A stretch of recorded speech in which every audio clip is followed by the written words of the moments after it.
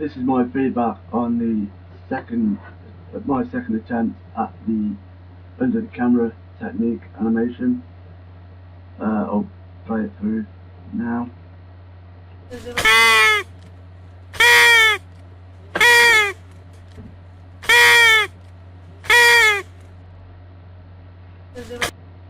So this one I found did work in some areas, but looking at this one, the first one I found looked a lot better than this. So as I thought, take the metamorphosis out like I did in this one, it looked a lot better with the metamorphosis in it. The impact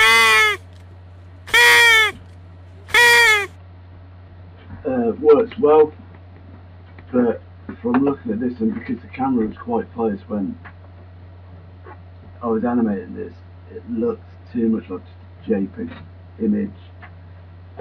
Because I'm so zoomed in, it doesn't look that much like an under the camera, even though it was. Still tell that it's T with all the little specks of T in the areas like that. But with the other one, you could see the light box fully, and I think it looks a lot better that way, including in the light box. But I think the first three pictures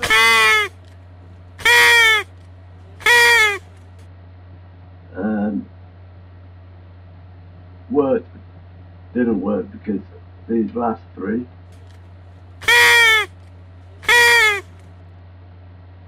worked better from going to the impacts, from the impact then metamorphosizing away, and then impact again, metamorphosizing away. So it would have been better throughout the whole animation if I was to do it like the best example I think is the trophy. So and then metamorphosis away. And doing that technique would have been better throughout the animation and would look a lot smoother. To me,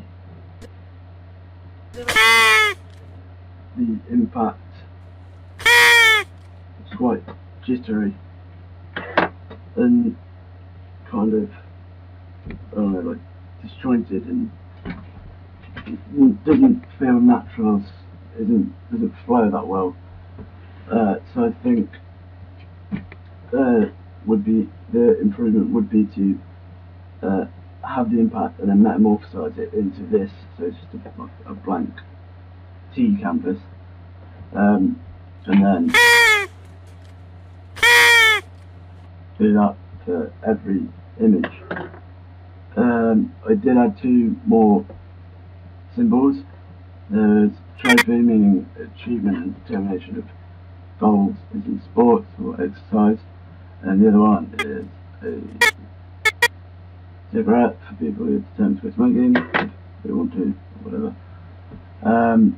But I added in some more symbols to make it a little bit longer, to see if making it longer would work. But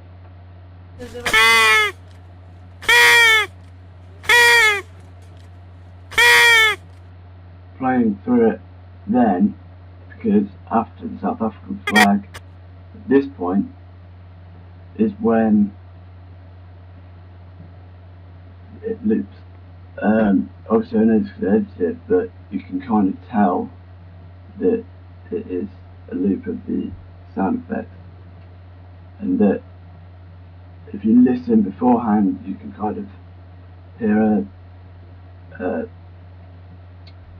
even space between each horn, where at this point it's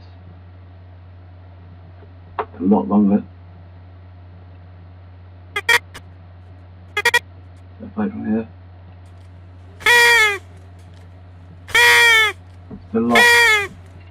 It's a lot longer pause, which isn't much of a problem, but I think it kind of gives the audience, gives it away to the audience, and didn't feel that smooth with that long pause.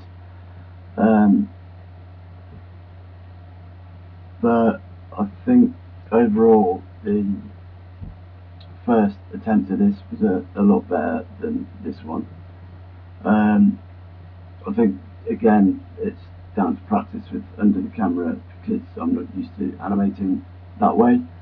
So if I was to do a bit more under the camera, it would probably be a lot better. Cause like this is the first time I've ever animated under the camera and using TLEs and experimenting with this.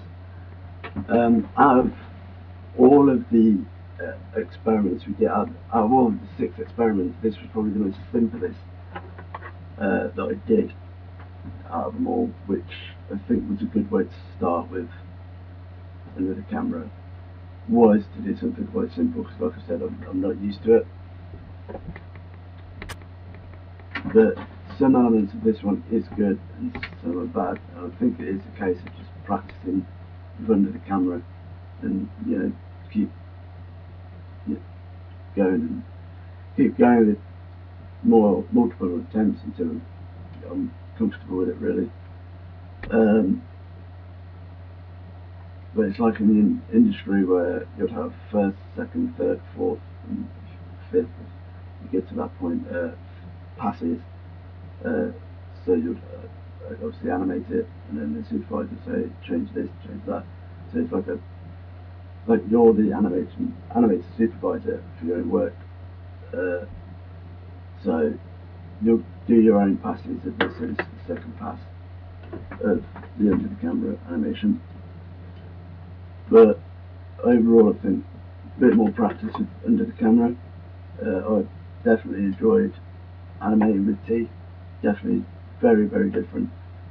And also, I think, like I've said, that the first attempt was a lot more better and cleaner and smoother than this second attempt of under the camera.